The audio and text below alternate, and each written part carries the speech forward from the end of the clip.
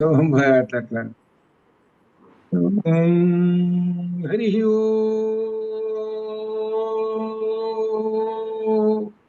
గురు బ్రహ్మ గురుర్విష్ణు గురుర్దేవో మహేశ్వర గురు సాక్షాత్ పరం బ్రహ్మ తస్మై శ్రీ గురవే నమః.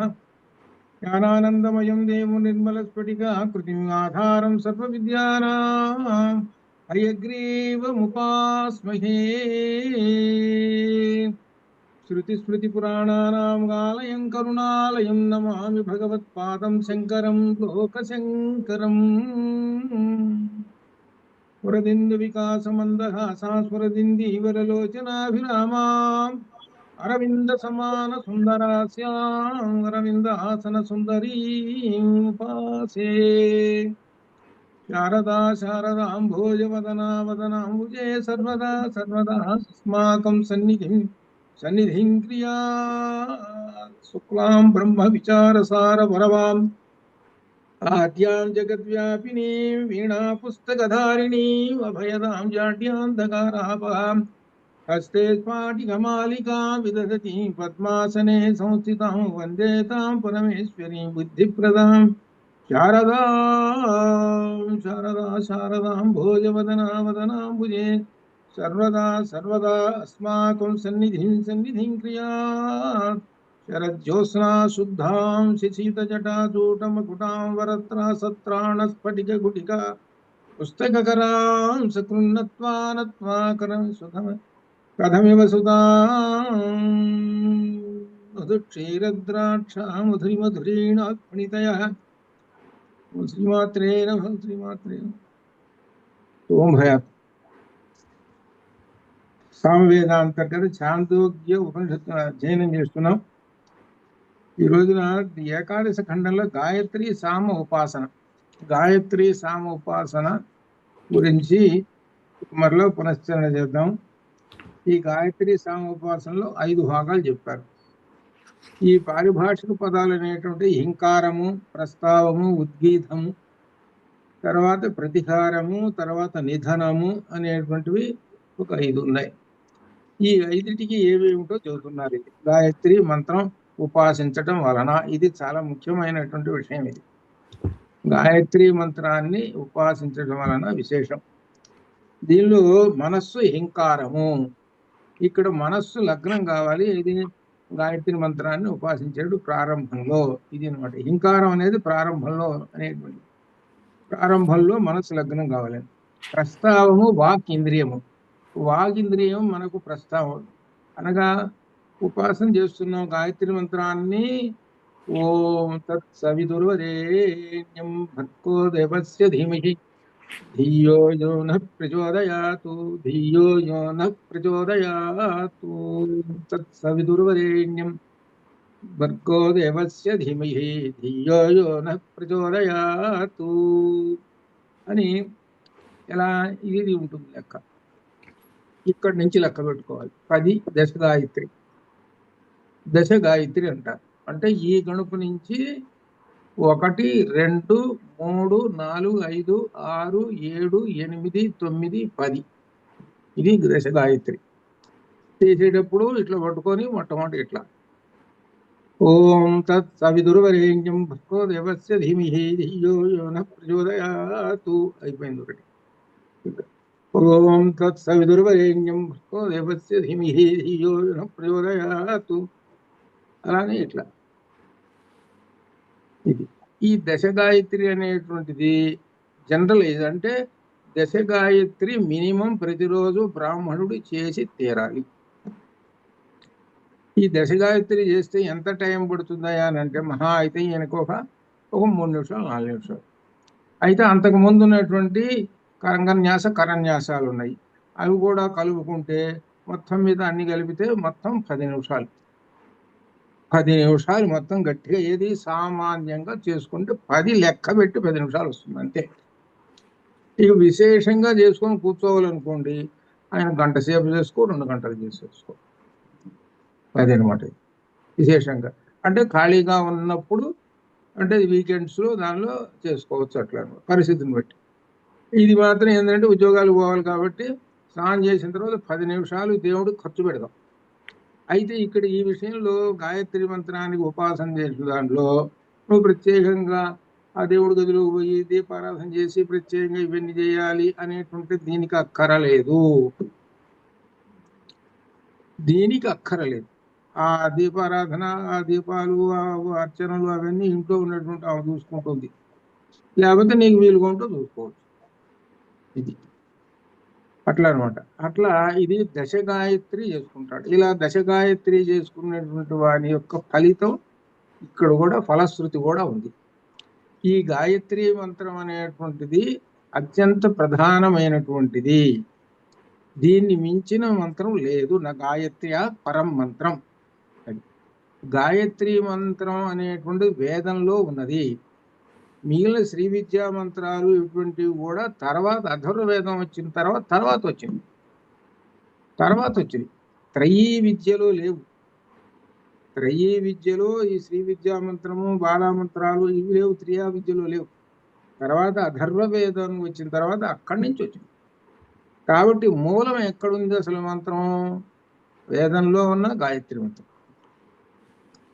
ఆ గాయత్రి మంత్రం అంటే గాయత్రి అనేటువంటిది ఛందస్సు.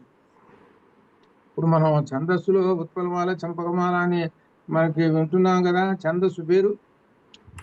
అట్లనే ఇది ఛందస్సు. గాయత్రి అనేటువంటిది ఛందస్సు. పాదానికి లైన్కి 8 అక్షరాలు ఉంటాయి. 3 పాదాలు ఉంటాయి. 324 అదనమాట. 324. ఈ 24 అక్షరాలు ఉన్నటువంటి మంత్రం. మంత్రము అనే దానికి ఏంటంటే అర్థం, సహజంగా లోకంలో కూడా రహస్యము అనే మాటలు అర్థంలో చెప్తుంటారు. మంత్రము అనటయ్యో ఆయనకి మంత్రం చెబుతాడయ్యా ఆయన అని అంటే రహస్యమైనటువంటిది అని అర్థం. అది మంత్రం అనే దానికే రహస్యం అంటే బహిహి చేయకూడదు. అదే అనమాట. ఎవరికి వాళ్ళకే మంత్రం చెప్పాలి. 10 మంది ఉన్నారనుకోండి, ఆ 10 మందికి ఈయన ఒకటే చెప్పండి రా మంత్రోపదేశం అంటే తప్పది. మిగిలిన మన పూజలు ఇవన్నీ ఉంటాయి చూశారు, ఆ కుంకుమ ఎండు కొబ్బరికాయలు కొట్టుంటారు, అది వేరే. దీనికి సంబంధం లేదు.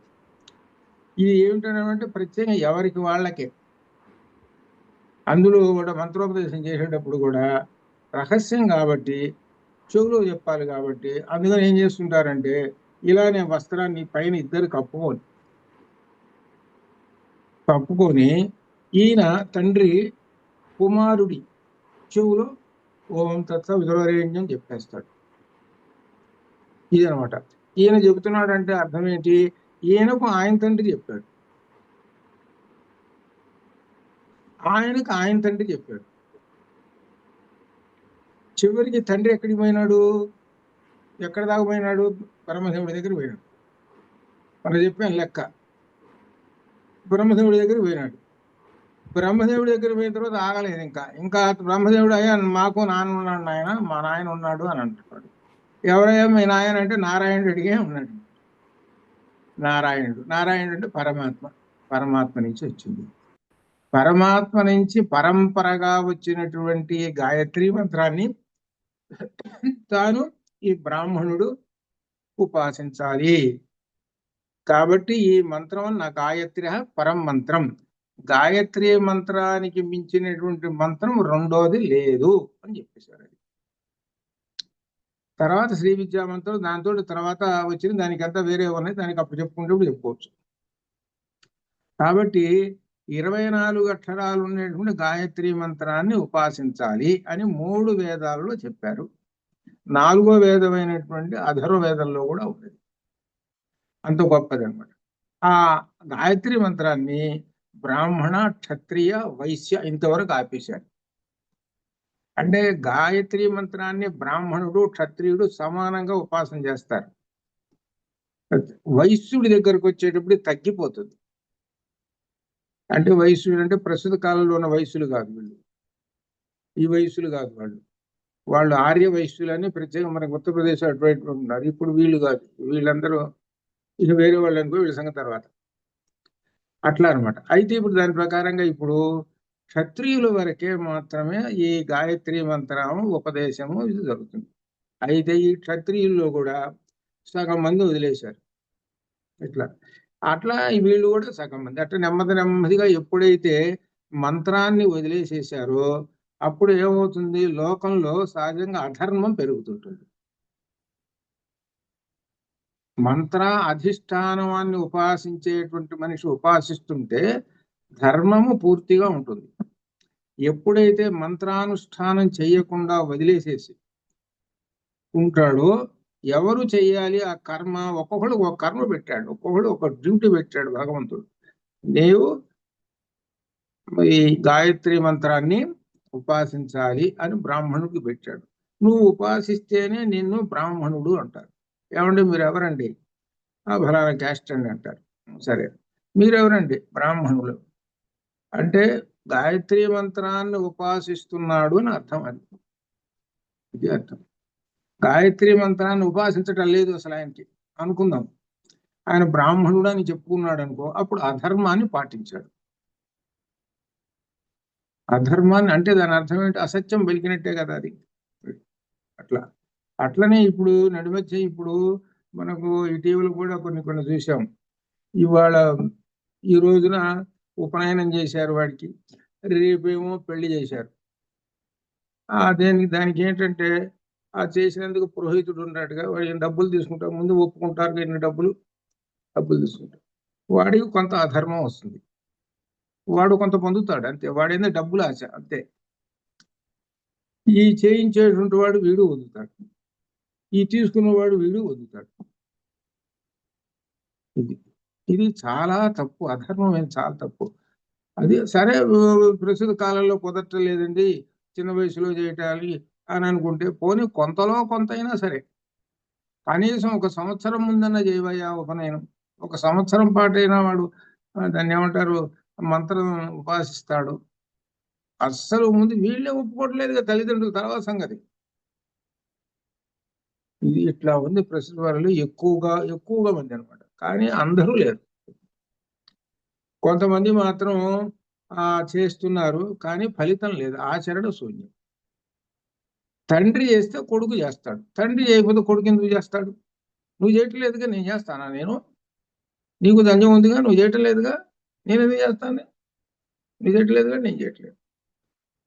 అటువంటి చాలా అనేకమైన విశేషాలు ఉన్నాయి. దీనివల్ల ఇదంతా అధర్మము ఇది.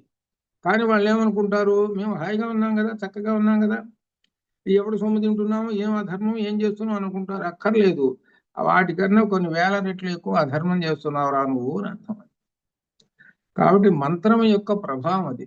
ఆ మంత్రాన్ని ఉపాసించేటువంటి వాళ్ళు ఉన్నారే, ఈ విధంగా అనమాట అది. అందుకని మంత్రాన్ని ఉపాసించేటువంటి వాళ్ళకి ఫలితం కూడా చెప్పుకుంటూ వచ్చారు. దీనిలో ఫలితం కూడా నిద్రాకాలమునందు మధ్యలో చెప్పాడు. నిద్రాకాలము పైన చెప్పిన ఇంద్రియములు ప్రాణములను నిధనము అయిపోతాయి.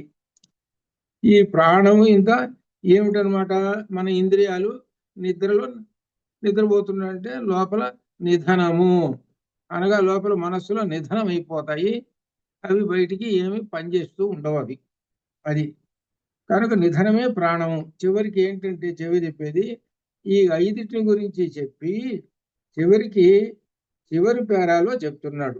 సయేవ ఏవం ఏతద్ గాయత్రం ప్రాణేషు ప్రోతం వేద ప్రాణీ భవతి సర్వమాయురేతి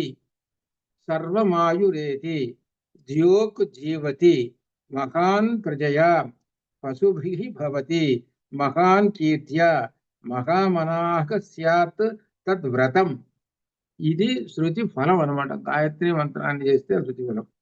ఎవరైతే ఉపాసిస్తున్నారో అటువంటి వారికి ఇంద్రియాలు దృఢంగా ఉంటాయి.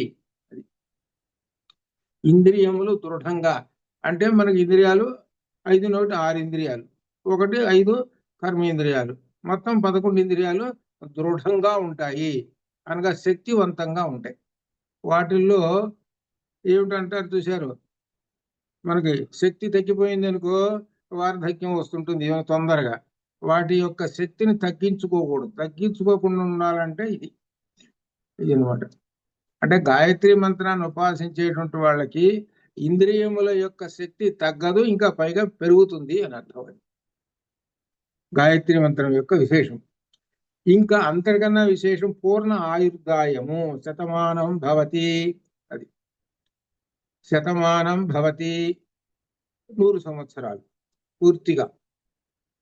అనగా 100 సంవత్సరాలు పూర్తిగా జీవించిన వాడు చివరి దాకా కూడా ఆరోగ్యంగా ఉంటాడు. అది చివరి దాకా కూడా ఆరోగ్యంగా ఉంటాడు. రామచంద్రమూర్తి పరిపాలిస్తున్నప్పుడు అందరూ కూడా 100 సంవత్సరాలు బ్రతికారు. తండ్రి పోయిన తర్వాతనే కుమారుడు పోయాడు. అట్లా అంటే ఇప్పుడు కాలంలో భిన్నంగా కనబడుతుంటాయి. ఇదంతా ఏమిటనంటే అధర్మానికి మూలం. కొడుకు పోయినాడు, తండ్రి ఉన్నాడు అంటే అధర్మం. అసలు లెక్కేది ఒకటి తర్వాత రెండు ఉంటుంది కదా, రెండు తర్వాత ఒకటి ఉండదు కదా. కాబట్టి అలా ఉంటున్నాయి. కాబట్టి రామచంద్రమూర్తి పరిపాలన కాలంలో ధర్మం 4 పాదాలకు పరిపాలించాడని చెప్పడానికి మనకు రామాయణంలో ఉంది. రాజు ధర్మంగా పరిపాలిస్తుంటుంటే ప్రజలందరూ కూడా శతమానం భవతి. అది ధర్మం అనమాట. అది అది గొప్ప విశేషం ఇక్కడ. ఎందుకంటే అది రాజరికం. ఇది అందుట్లో ఎవరు రామచంద్రమూర్తి అంటేనే మరొక రూపం గాయత్రి మంత్రం. మనకు దీనిలో కూడా చెప్పుకున్న దీనిలో సుందరకాండలో కూడా వచ్చింది అనమాట ఇది. అది ఆయుర్దాయ పూర్ణాయుర్ద ప్రస్తవముగా జీవించడం అనగా జీవించడం. ఎలా జీవిస్తున్నావయ్యా? మనిషి జీవిస్తున్నావు. ఎలా జీవిస్తున్నావు? ఏ విధంగా జీవిస్తున్నావు? సుఖమా కష్టమా? ఆ జీవనం ఎటువంటిది? గౌరవమైన జీవితమా? ఈ జీవితంలో కూడా ఉన్నాయి రకాలు. ఒకటి టక్కర మాటలు చెప్పి జీవితం సాగించుకుంటుంటాడు. రకరకాలు.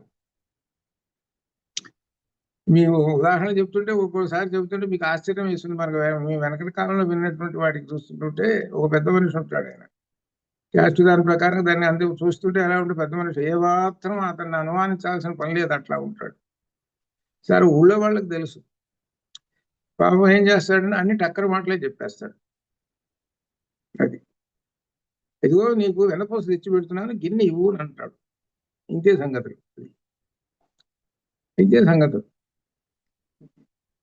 ఊరి నుంచి రావాలి, ఎక్కడి నుంచో రావాల్సి వచ్చేసారు. కారు ఒకటి బాడుగు మాట్లాడుకున్నారు. అయ్యా కారులో మనుషులు తీసుకురావాలి, రండి పోదాం అనేది ఊరికి వచ్చేసాడు.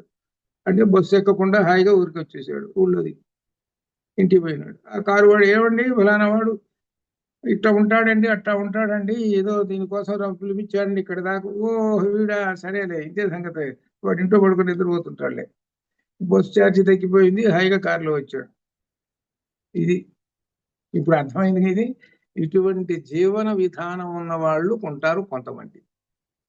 రకరకాల తస్కరణ విద్యతో కొంతమంది ఉంటారు. అర్థం కాదా? ఇంకొకళ్ళు ఏంటంటే బిచ్చతం ఎత్తుకుంటూ జీవించాలనేటువంటి వాళ్ళు కొంతమంది ఉంటారు. వీళ్ళందరూ కూడా కాకుండా ఉన్న దాంట్లో సర్దుకుంటూ గౌరవంగా బతికేటువంటి వాడు ఒకడు ఉంటాడు.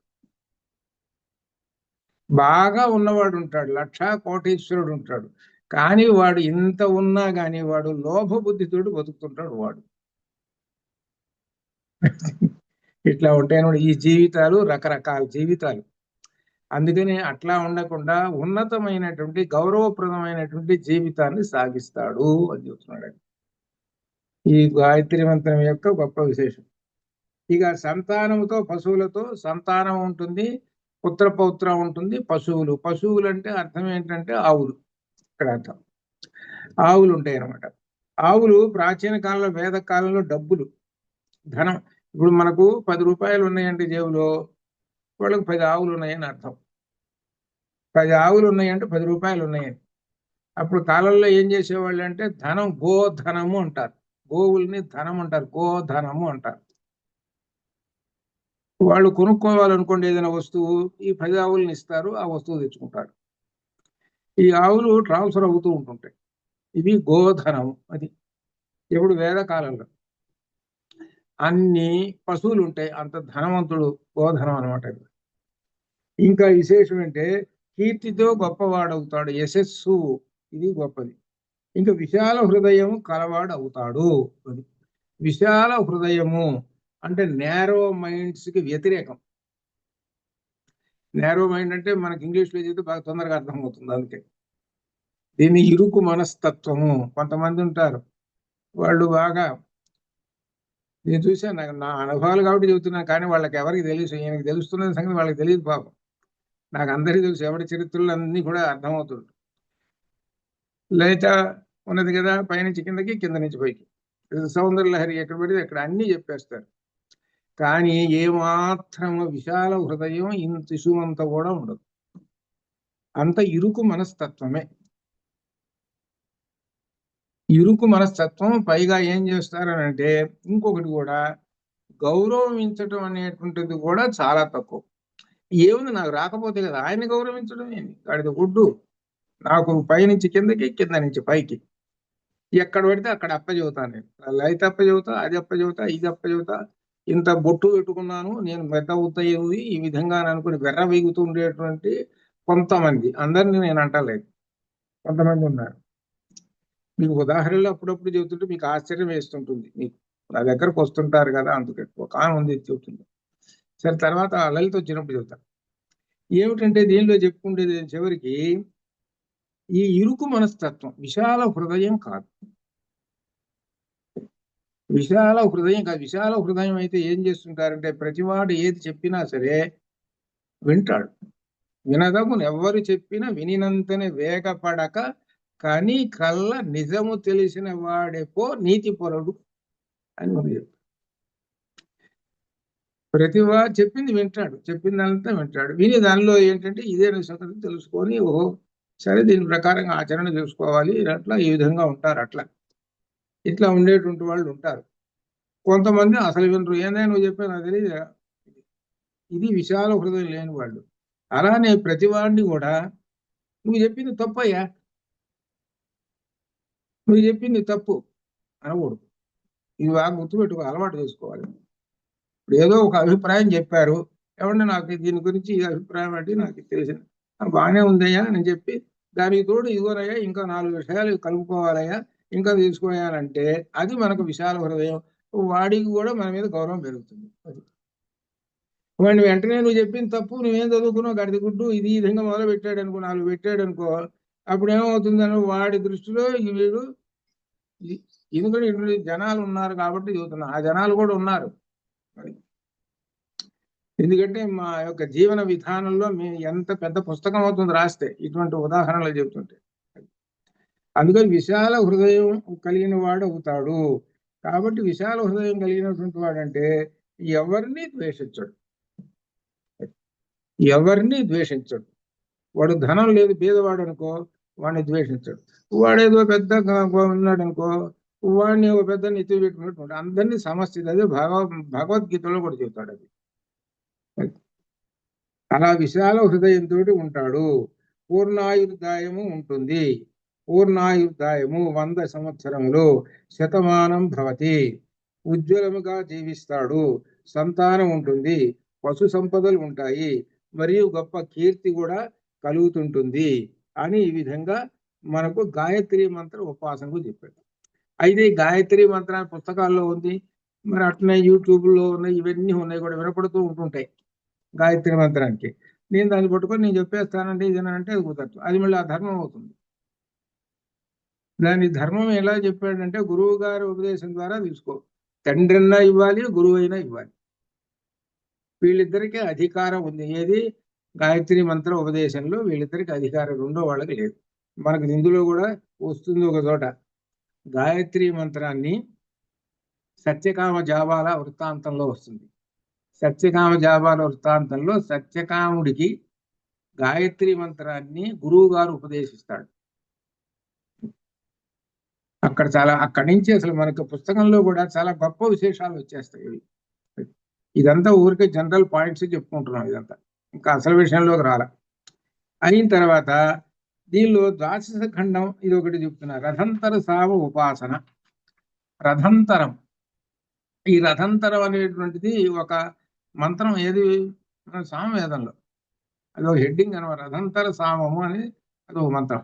ఏమిటి ఈ మంత్రం అంటే, అగ్నిని ప్రజ్వలింపజేస్తుంటారు, చూశారు కదా, అరణి మీరు చూశారు కదా, కొయ్య పెట్టుకుంటారు, బరాబరా లాగుతుంటుంటారు, ఒక తాడు పెట్టుకొని అగ్నిని తీయటం అనమాట. ఇది లో నుంచి అగ్నిని తీయటం అనమాట.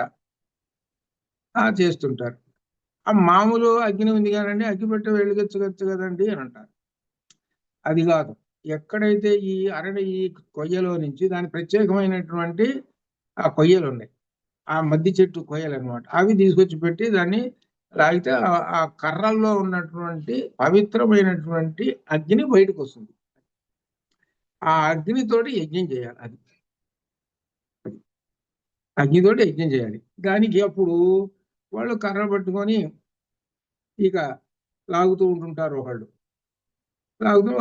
చూస్తుంటారు. ఆ సందర్భంలో చెప్పేటువంటి మంత్రము ఇది అని అర్థం. అప్పుడు చెప్పేటువంటి సామవేదంలో ఉన్నటువంటి ఈ మంత్రాన్ని చదువుతూ ఉంటుంటారు. దాని యొక్క విశేషం చెబుతున్నారు. అది అగ్నిని మధించినప్పుడు ఏది కలదు, అది హింకారము. మొట్టమొదటి మంత్రం చదువుతాడట దానికి సంబంధించింది. ఆ తర్వాత పొగ, ధూమము, ప్రస్తావము అని అంటారట. ఆ తర్వాత మండుచున్నటువంటిదే ఉద్గీతము అంటారట. తర్వాత మండే బొగ్గులు, లోపల నల్లంగా బొగ్గు కనపడుతుంటుంది ఏది అగ్నితోటి, అది ఏది ఉన్నదో ప్రతిహారము. అగ్ని వచ్చేసింది. ఆ అగ్నిట నిధనం అయిపోతుంది అనగా అర్థం ఏంటనమాట, అగ్ని చల్లారిపోతుంది. తర్వాత అగ్ని పుట్టుతుంది. ఆ పుట్టినటువంటి అగ్ని తీసాడు దానిలో వేస్తారు, అయిపోతుంది. ఇక దీనిలో ఇంకేమైనా అగ్ని కనుక మిగిలి ఉంటే అది చల్లారిపోతుంది. అనగా నిధనం అంటే లయం అయిపోవటము. అగ్ని చివరికి ఎక్కడ లయం అయిపోతున్నది అంటే నీళ్లలో లయం అయిపోతుంది. అట్లా అనమాట. ఇది దేనికి సంబంధించి, రథంతర సామోపాసనకు సంబంధించినటువంటిది అని చెబుతున్నాడు అనమాట. ఇది అగ్నిని మధించేటప్పుడు చేయవలసినటువంటి మంత్రాన్ని చదువుతుంటారు. ఈ మంత్రాన్ని చదివితే దీనిలో ఆ మంత్రం యొక్క విశేషం అంతా కూడా చెబుతుంది. ఈ మంత్రాన్ని ఉపాసిస్తే ఫలితం ఏమిటో దీనిలో చెబుతున్నాడు. సయయేవ మేతద్రథంతరం అగ్రో ప్రోతం అనే దానిలో చెబుతున్నాడు. దీనిలో ఏం చెబుతున్నాడంటే, ఈ రథంతర సామని విధంగా ఉపాసించును అట్టివాడు బ్రహ్మవర్చస్సు. బ్రహ్మవర్చస్సు అంటే అర్థం ఏంటంటే, కొంతమందిని చూస్తుంటుంటే మనకు ఈయన పెద్ద జ్ఞానవేత్తలా కనబడుతున్నాడు అని కలుగుతుంటుంది, అది బ్రహ్మవర్చస్సు. కొంతమందిని చూస్తుంటే కేవలం అందంగా కనబడుతుంటాడు. ఇప్పుడు రెండింటికి తేడా ఎట్లా అంటే, అందంగా ఉన్నటువంటి ఎర్రంగా ఒక పువ్వు ఉంది, పుష్పం. అది ఎలా ఉంటుందంటే దాని జపా కుసుమం అంటారు. అది దానికి ఎర్రంగా ఉంటుంది కానీ వాసన ఉండదు, చూడటానికి బాగా అందంగా కనపడుతుంటుంది. అటువంటి వాడు ఉంటాడు ఒకడు. అంటే వాడికి పొట్ట పొడిస్తే అక్షరం ఒక రాదు, అది అర్థం. తర్వాత ఇంకొకళ్ళు ఉంటారు, కేవలం బ్రహ్మవర్చస్సుతోటి ఇంత అందంగా ఉంటారు. వాళ్ళు ఎలా ఉంటారంటే జ్ఞానపూర్వకంగా ఉంటారు. ఇక వాళ్ళు మాట్లాడుతుంటే టోన్ ఎట్టయితే వస్తుందో, ఎంత విశేషంగా ఉంటుందో చెప్తున్నాను. ఆ టోన్ వీడు మాట్లాడమంటే అసలు టోన్ వస్తేనే వీడికి. మా జీవన విధానంలో బాగా రోజు చూసాను. నేను రైల్లో రోజు వెళుతుంటుంటే, చదువుకోవడానికి కాలేజీ పోతుంటే, నా పక్కన ఒక ఆయన కూర్చుండేవాడు. చక్కగా బాగా ఉంటాడు, చక్కగా అందంగా. రోజు గుంటూరు పోయేస్తున్నాడు, వస్తున్నాడు. తర్వాత ఎప్పుడో కొంతసారి ఏదో ఒక ఆయన చెప్పాడు, ఏం లేదండి ఆయన మెట్రిక్ 5 సార్లు తప్పాడండి అని అన్నాడు. అప్పుడు మెట్రిక్ అంటే ఎస్ఎల్సి తోటి సమానం. మరి మెట్రిక్ 5 సార్లు తప్పాడు కదా, మరి రోజు వస్తున్నాడు. అసలు సంగతి అది కాదండి, రోజు రైల్లో తిరగటం ఆయనకి ఒక హ్యాపీ. తెనాలి టు గుంటూరు, చేతిలో 2 పుస్తకాలు ఉంటాయి. ఎలా ఉంటాడంటే విద్యార్థిలాగా కూడా ఉంటాడు ఒక రకంగా చెప్పాలంటే. ఇప్పటికీ నాకు గుర్తు అనమాట ఇది. ఎందుకంటే నా జీవన విధానంలో ఎన్ని రకాలను చూశానో చెప్పలేదు, అందుకు చెబుతున్నాను. తర్వాత అట్లా అనమాట. ఈ చదువుకునేటువంటి వాళ్ళు ఉన్నారు, ఈ రథంతర సామం చేసేటువంటి వాడికి బ్రహ్మవర్చస్సు ఉట్టి పడుతూ ఉంటుంది. మనం గుర్తుపడతాం, ఓహో ఈయన జ్ఞానం ఉన్నటువంటి వాడిని గుర్తుపడతాం. అది ఎట్లా అలా ఉంటారు. అది బ్రహ్మవర్చస్సు కలవాడు మరియు మంచి జీర్ణశక్తి కలవాడు. వీటన్నిటిలో చాలా చోట్ల జీర్ణశక్తి అనే మాట వేస్తున్నాడు. జీర్ణశక్తి అని అంటే ఇది ప్రధానమైనటువంటి ఆరోగ్యవంతుడికి లక్షణం. ఇది అసలు విషయం ఏంటంటే ఆరోగ్యవంతుడికి లక్షణం ఏంటంటే జీర్ణశక్తి. తినినటువంటిది లెక్క ప్రకారంగా అది లోపల అంతా మిషన్ పనిచేసేసి దానికి సంబంధించిన కార్యక్రమంతో పూర్తిగా నెరవేరిస్తే అది జీర్ణశక్తి. అది అనగా లోపల ఉన్న జఠరాగ్ని అహం వైశ్వానరో భూత్వా ప్రాణినాం దేహమాశ్రిత అని చెప్పాడు కదా. వైశ్వానరుడు అనేటువంటి ఆయన లోపల కూర్చున్నాడు కదా, అదే అనమాట. అట్లా అది జీర్ణస్థితిలో పూర్ణముగా ఆయుర్దాయమును కలిగిన వాడు అవుతాడు. ప్రశస్తముకు జీవితం కూడా ప్రశస్తంగా ఉంటుంది, సంతానంతో పశువులతో. ఇది దేనితో సమానంగా చెబుతున్నాడంటే గాయత్రి మంత్రంతో సమానంగా చెబుతుంది. గాయత్రి మంత్రాన్ని ఉపాసించినా ఇవి వస్తాయి, ఇవి కూడా. అలానే రథంతర సామోపాసన, ఇది ఏమిటి? అగ్నిని మధించటానికి. అది అగ్నిని మధించటానికి అట్లా అనమాట. ఇది ఇది ఇట్లా ఈ విధంగా మనకు. తర్వాత ఇట్లా బృహత్ సామోపాసన ఉన్నది. ఇదేమిటంటే సూర్యుని గురించి చెప్పేటువంటిది. సూర్య ఉపాసన చేసేటువంటి వాళ్ళకి ఆదిత్యోపాసన చేస్తారు కదా. కొంతమంది ఏం చేస్తారంటే ఆదిత్యోపాసన ఈ సామవేదంలోని ఋగ్వేదంలో ఉన్న మంత్రాలు ఉన్నాయి, అవి కాకపోయినా ఆదిత్య హృదయం శ్లోకాలు ఉన్నాయి. ఆదిత్య హృదయం శ్లోకాలతోటి పఠిస్తూ కూడా చేస్తారు. అట్లా చేసినా సరే ఈ సూర్యుడిని ఆరాధించటము ఇది దీనిలో చర్చింది. ఇది అనమాట. కాబట్టి రేపు మధ్య వచ్చే ఇక ఈ క్లాసుకి ఇవన్నీ ఇటువంటివి. తర్వాత ముఖ్యమైనటువంటి ఘట్టం ఏదైతే ఉన్నదో అక్కడి నుంచి మనకి ఇవన్నీ సామోపాసనలు, ఇవన్నీ కూడా ఏ ముఖ్యమైన ఘట్టం ఉందో అవి చెప్పుకుంటూ తర్వాత ప్రధానమైనటువంటి ఘట్టంలోకి వెళ్ళిపోతాము. ఇప్పుడు నెక్స్ట్ మళ్ళీ వచ్చే సోమవారం దగ్గర నుంచి ఇవన్నీ కూడా మనకి ఒక సామాన్యమైనది, అత్యంత ప్రధానమైనట్టు ఇక్కడి నుంచి మొదలవుతుంది. ఈ పేజీ నెంబర్ అంతా 99 నుంచి మొదలవుతుంది. ఇదిగో మధు విద్య ఇక్కడి నుంచి మొదలవుతుంది. ఈ మధు విద్య దగ్గర నుంచి మొదలవుతుంది. అలా సోమవారం మధు విద్య దగ్గర నుంచి చెబుతుంటాను. ఇప్పుడు ఇంతవరకు గాయత్రి సామోపాసన, రథంతర సామోపాసన, అలానే సూర్య ఉపాసన, మళ్ళీ బృహత్ సామోపాసనలో కూడా సూర్య ఉపాసన, సూర్యుని ఉపాసించటము అనేటువంటి దీనిలో చెప్పినట్టుది. ఇంతవరకు ఇది అయిపోయిన తర్వాత మధు విద్యని రేపు సోమవారం నుంచి ప్రారంభం చేస్తాము. ఇది చాలా ముఖ్యమైనటువంటిది విద్య, మధు విద్య. అట్లా అనమాట. అంతవరకు శుభం భవతు. మరి ఇవాళ మీరేదో కార్యక్రమం అని అనుకున్నారు కదా, ఎవరన్నా సిద్ధం అయినారా మరి? అట్లయితే సరే, సిద్ధం అయితే సరే ఒక పని చేద్దాం. బాలాజీ మరి ఒక పని చేద్దాం, దీనిలోనే కలిపేస్తావా ఈ రికార్డింగ్, విడిగా పెట్టేస్తావా చూడు. విడిగా పెడదాం గురుగారు. అందరూ మళ్ళీ ఒకసారి జాయిన్ అవుతారా? నేను ఇది ఆపేస్తాను, అందరూ మళ్ళీ ఒకసారి జాయిన్ అవ్వండి. మళ్ళీ అది వేరుగా రికార్డ్. ఓకే.